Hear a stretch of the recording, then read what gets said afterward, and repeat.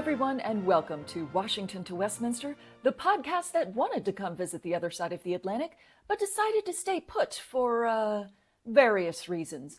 I'm Andrea Bridges-Smith from the Phoenix News Network, and with me, as always, from London is Matt Johnston from the Interesting Times. Matt, the Times have indeed been quite interesting. Where shall we begin?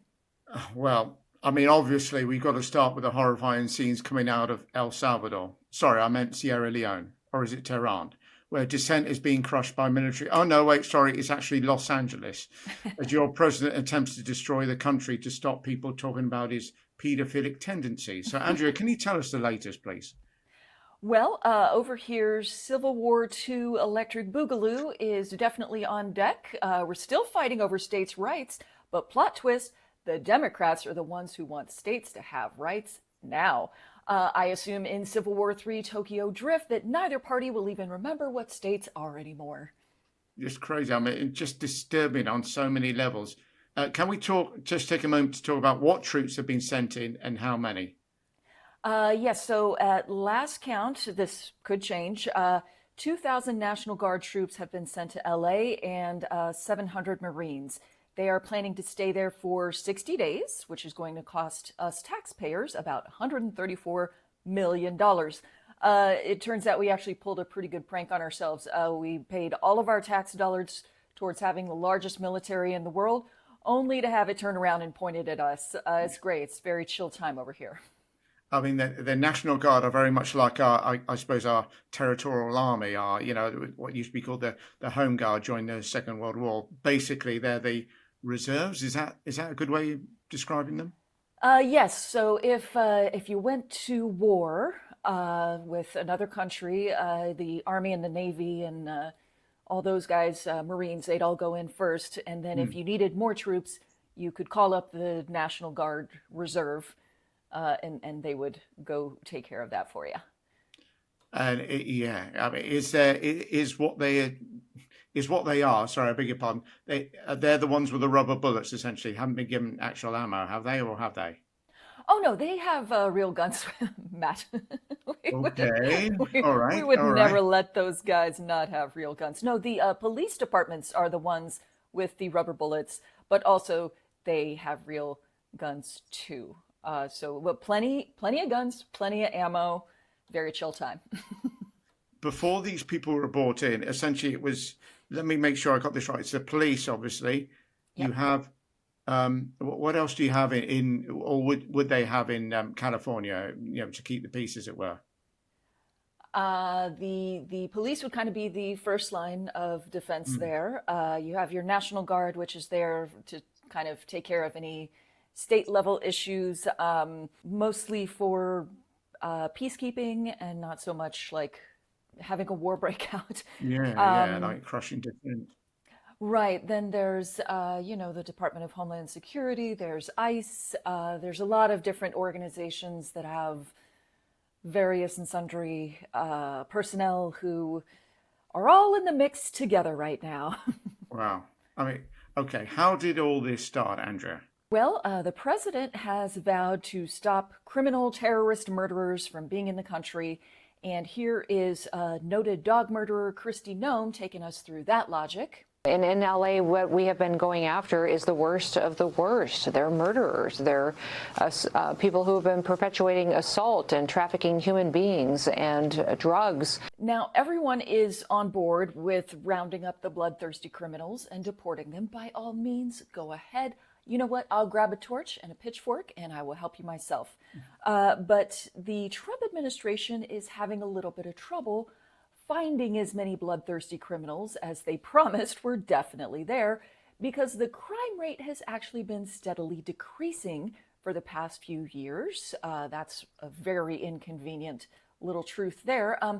Also, my husband's a sociologist, and when you live with one of those, you get to find out things like how immigrants statistically commit fewer crimes than native-born citizens, but I digress. Yeah, because they're well, I suppose a couple of reasons. They're obviously a lot more wary of the fact that they are migrants and could be, ejected from the, deported, from the country if they, but also because they come to work, don't they? Exactly. So Trump has increased ICE's quota, the Immigration and Customs Enforcement branch. So now they have to arrest 3,000 people per day. And it's not like they have time to get a whole bunch of history or paperwork or details with that kind of quota. They just need to grab as many people as possible because they have this number that they have to meet. So ICE raided a hardware store and arrested a bunch of Mexicans who were there looking for work, doing things like hammering nails and sawing things and not murdering people. I don't know if you guys have this over there, but here, when you go to a lot of hardware stores, especially, here in Texas, we see this all the time, there will be these guys hanging around outside looking for construction work. So you can just roll up in there, get your supplies, scoop up however many guys you need for your project. And this is how a lot of them support their families and themselves. Do you guys have something like that over there?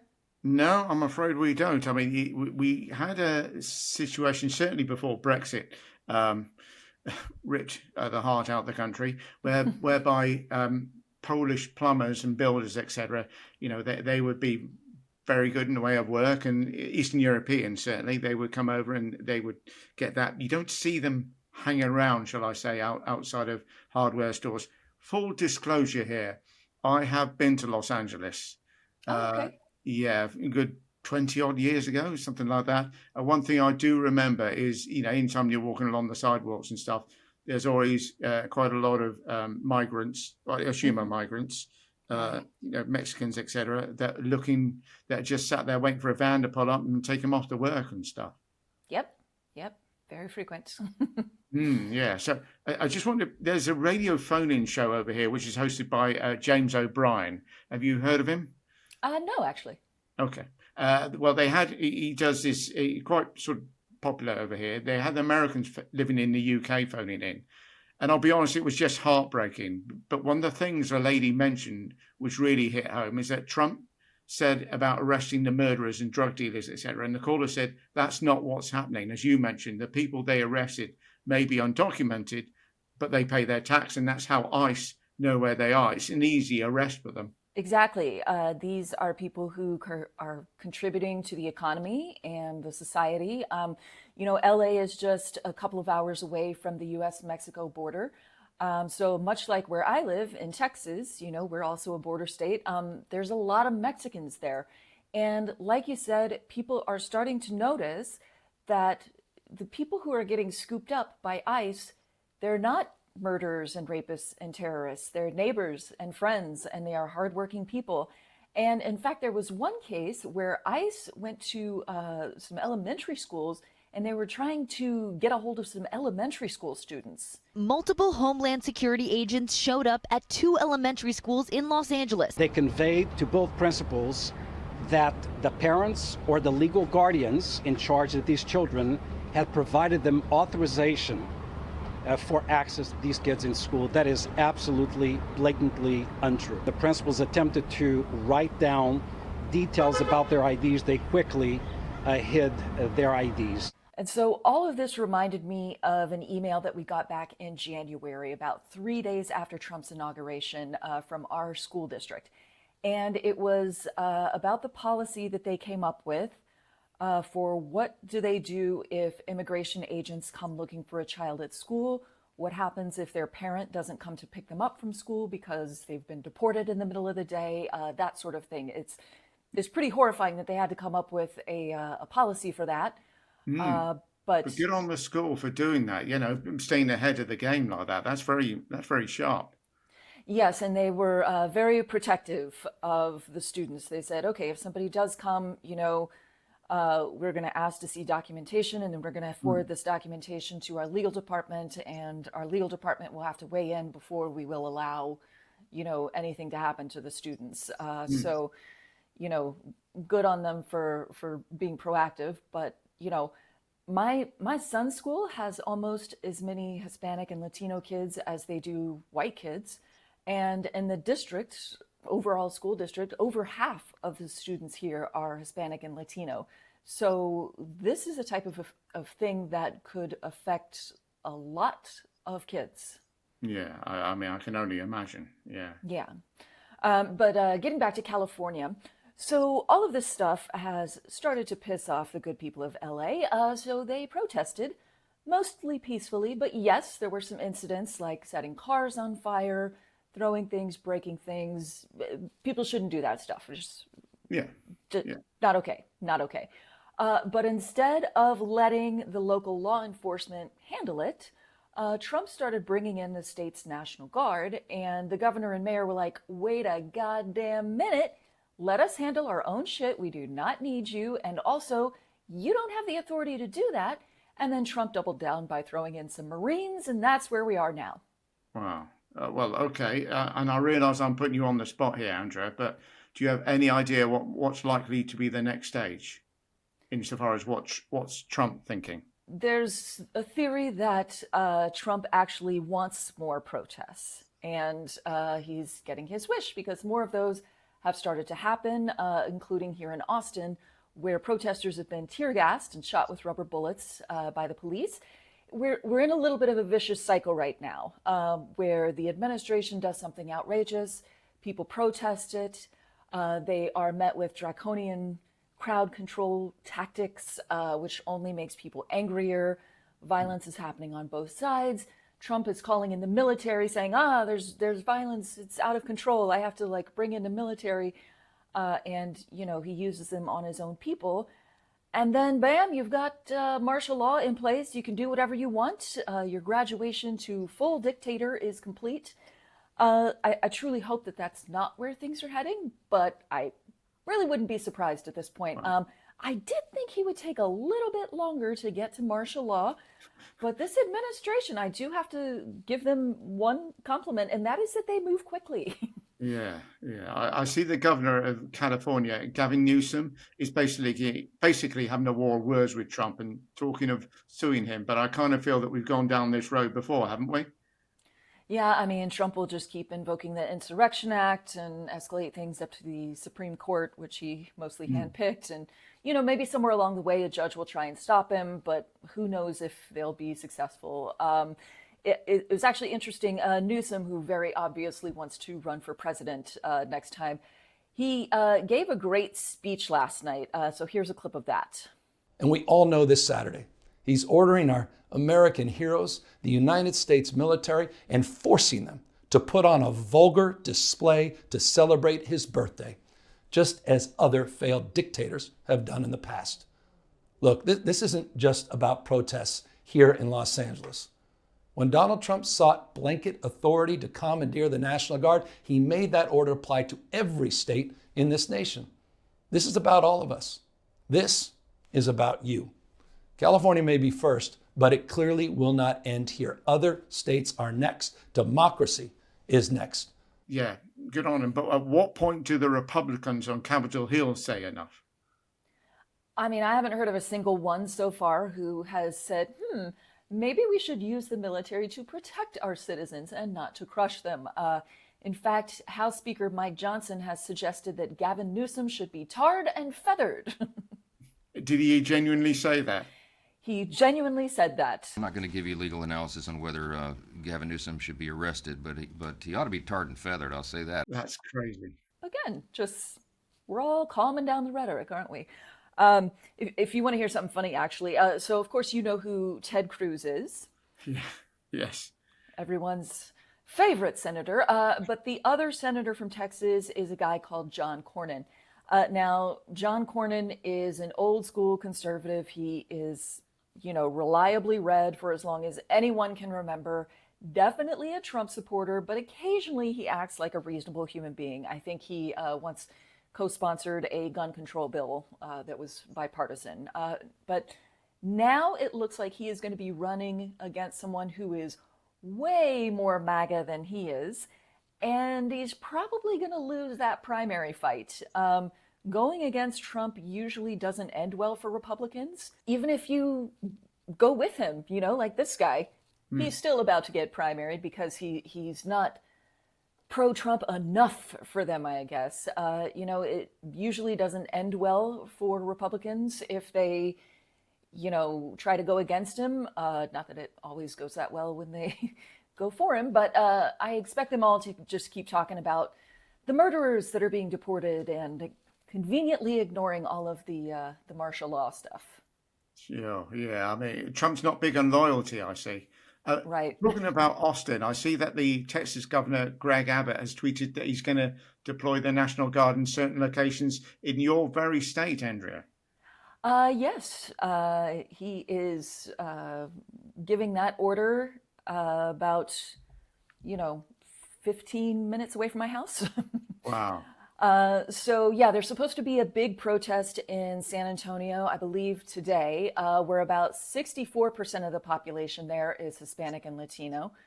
They have a huge concentration there. I'm assuming that the National Guard is going to be coming to Austin too, because this is probably the bluest city in the whole state.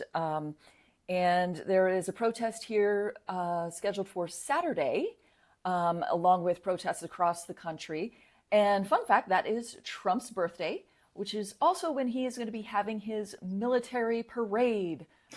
Quite the split screen there. And if you really want to feel terrified, here is a video of a bunch of tanks rolling into the Capitol for his little birthday parade.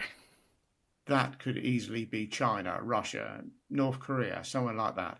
Yeah, the similarities are a little bit striking. Yeah. So Matt, I do hope that things are a bit calmer over there, mostly because I am just interested in what's happening around the world for no particular reason right now. Right. Well, I was going to congratulate us on this side of the water about how well things are going over here. And would you believe it? We have had riots for the last couple of nights in Northern Ireland. Oh, no. Okay. It's spreading. Yeah. What's happening over there? Right. Well, it's actually done over immigration, too much of it, apparently. So even though Northern Ireland gets some of the sort of smallest amounts of immigration in Europe, but never mind. This follows an alleged sexual assault on a 14-year-old Irish girl by two 14-year-old Romanian boys. There was a protest and it turned nasty. Thankfully, the army wasn't called in because we don't want to go back to that, well, tear gas and rubber bullets, right? Yes. Let us know if you need some. We have plenty. Matt, obviously that never should have happened to that poor girl, but I am curious, were these boys known in Romania for being rapists and then ended up in Ireland due to lax immigration laws? And, is that what the protests are about? I don't think so. Also, it's a sorry state of affairs when 14-year-old boys would have a reputation or convictions, for that matter, for rape. But no, they wouldn't be able to travel to Ireland had that been the case anyway. Yeah, I'm asking because there is a report from UNICEF that shows that 1 in 8 girls across the globe will experience rape or sexual abuse before they turn 18. Of course, there are some places in the world where it's worse, some places where it's not as bad, but it is a problem everywhere. And politicians over here and over there are using that as a pretext to round up, whoever they want. Don't mind us, we're just keeping the rapists away from you. Have a nice day. But deporting a rapist, just moving them back and forth between countries, doesn't stop the root problem that exists in every corner of the globe. And I think it is awfully fucking rich to have Donald Trump going on about how Mexico is sending us all their rapists and he's got to solve that problem, considering that he has been accused by literally dozens of women of sexual misconduct. You do not get to carry out shit in women's names, in our name, on the one hand, and then commit the same crimes that you are arresting people for with the other. He should declare martial law on himself. Yeah. I mean, he was convicted of rape, wasn't he? So there we go. Yeah. What's that saying about the fish rotting from the head? Yes, That's right, isn't it? exactly. Yeah. So I'm hoping as well that this signals the political death knell for Trump and any other Republicans thinking of going down that populist route. Now that everyone can see, how bad it's going, surely now. I mean, we're only a few months in, aren't we? And I'm hoping for the same thing here. But I'm not entirely convinced. Andrea, did you see that Australian reporter reporting from LA who got shot with a rubber bullet? Yes, I did. Let's have a look. Moving in on horseback, firing rubber bullets at protesters, moving them on through the heart of LA.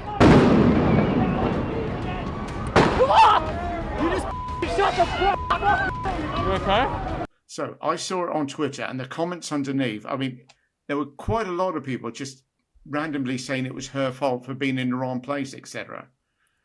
She's a reporter. She goes to where news is. That is exactly where she was supposed to be.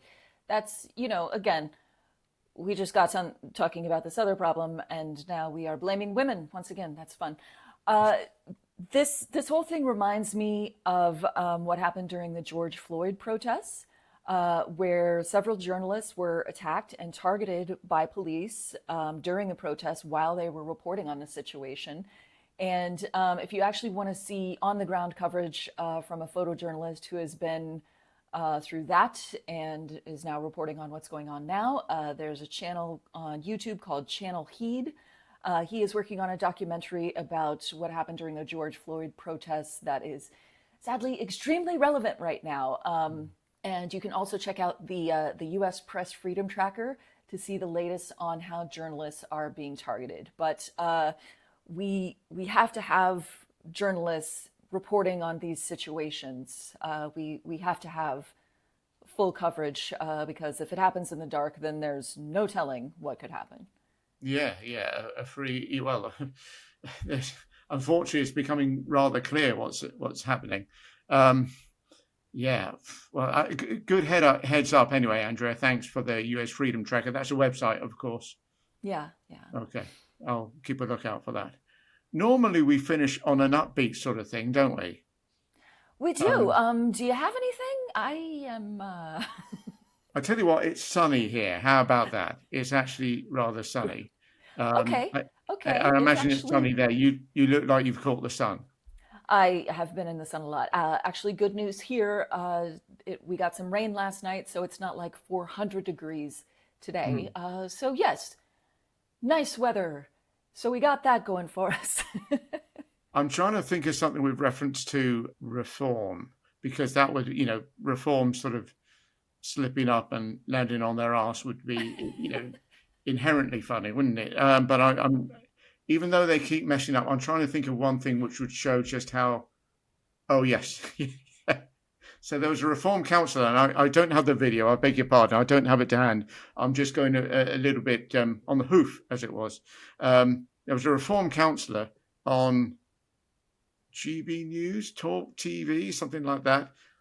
And they were asking him about this other reform councillor receiving money for doing a certain deed. And they said, was it quid pro quo? And the reform councillor said, no, he did it for free. And he's just like, no Latin, please. No Latin. Thank you. Yes. Did he think quid meant like actual quid, like money quid? Yeah. He didn't do it for quids. Yes. Oh, that's as much as I've got in the way of sort of upbeat sort of but I'm things are starting to turn around a little bit here. There's a spending review due in the next, I think it's today in fact, from Rachel Reeves, our Chancellor, and it's looking like our military, all right, but our hospitals are going to get some more money as well, much needed. Oh, that's good. Well, it's nice to hear that things are maybe calming down over there a little bit. And, if we cross our fingers, maybe by the next episode, Nigel Farage will have slipped on a banana peel or something. So we'll have something to close with. I'll dig through something. Hey, look, I'll get AI to do something, because why not? Why not? There you go. Well, that's all the time that we have for this week. Thank you so much for joining us. We'll be taking a bit of a break now, but we'll be back soon, very soon. In the meantime, you can catch the Civil War happening in real time on Andrea's channel on @phoenixnewsnetwork.com. In fact, you're here already, so go subscribe. And at the moment, touchwood, slightly more understated version of things from the UK on my channel at theinterestingtimes.co.uk. And we'll see you all soon. Thank you. Take care. Bye.